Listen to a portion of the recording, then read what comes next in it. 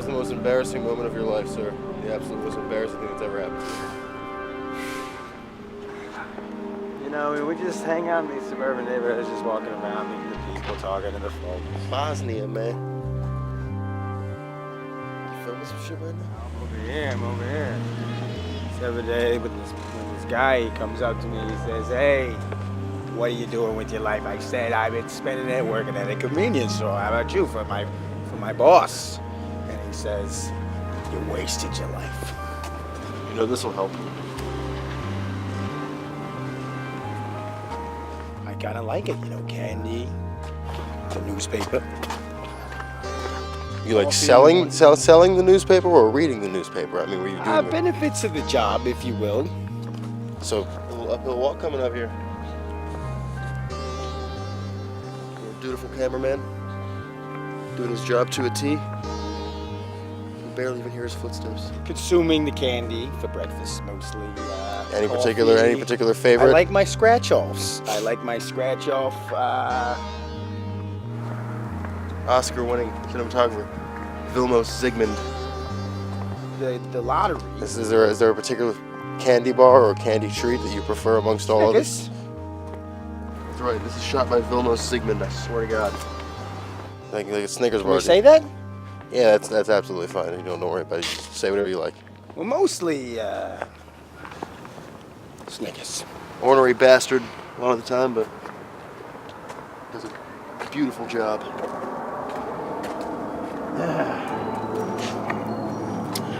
All right. You know what's going on? Like Broomfield and Thoreau, like they're up in it, up in every frame and every scene all the time, like, and it works really well for them. I mean, they made some fantastic films. It didn't happen because I don't know, the lead singer took too big of a bong rip or something. Yeah, but really they should be just narrating with their voice instead of actually physically being on camera, because the story's not about them. That's the thing that their documentaries kind of are. Like the making of the documentaries becomes as much a part of the actual thing as the documentary subject itself. It was probably about 18 years ago, and we're in Williamsburg, Virginia. We're talking like a real water slide here. And it makes for good movies sometimes. It's true. That Broomfield made some good ones. Biggie and Tupac, Heidi Fleiss, Hollywood Madam. Fine documentary film. I skipped baseball practice and got a 25-cent Newport and a Chinello's pizza on the way home.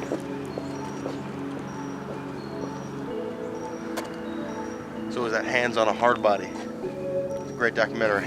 And we were not really feeling much, and then all of a sudden I saw this pizza box lying on the ground outside the store, and I was thinking that it would be cool to just like launch off of it, you know. And from that point on, I was kind of iffy. I got home and started playing some video games with my friend Xander, a basketball video game. You totally lost me, man. The stars started fucking popping off the screen like crazy. I couldn't play the game anymore. And from that moment on, just mayhem, dude, mental mayhem. Lots of music playing, some screaming, Tony Montana posters. It's tough these days. You know, the market is kind of dwindling. Might be coming back. I'm working with some good guys now. They got some good ideas. Mostly glow-in-the-dark paint. Things were interesting. Hunter was there. Some stuff that's definitely like cutting edge. Not to sound cheesy, but yeah, that was it. First time I did acid. Yeah. Creative things. Space is big with the kids nowadays. And do you find that fiction has changed a lot in the last 20 years? I would say so. Sure, in many ways, absolutely. Definitely has taken on sort of a gritty reality, you know.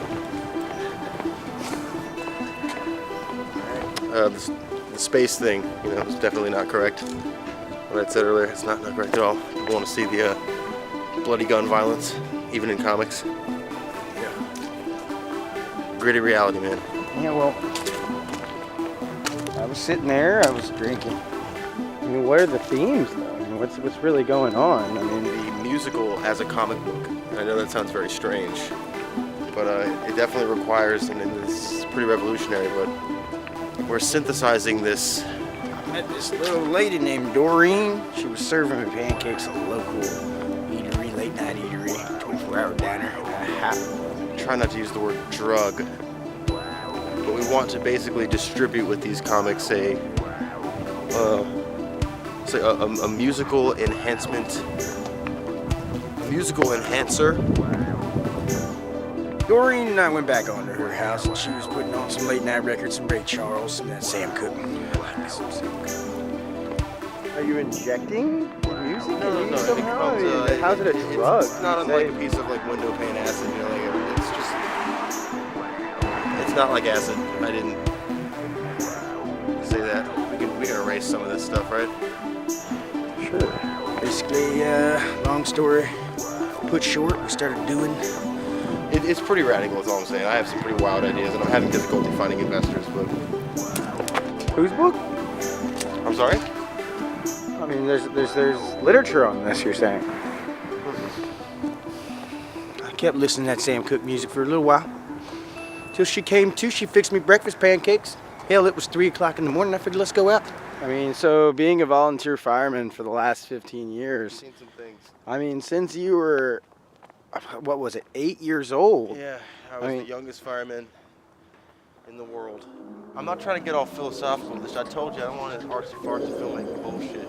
When I think about my day off, man, you know, it's like titties and beer and things. What American male thinks about in his day off, that's what I think about.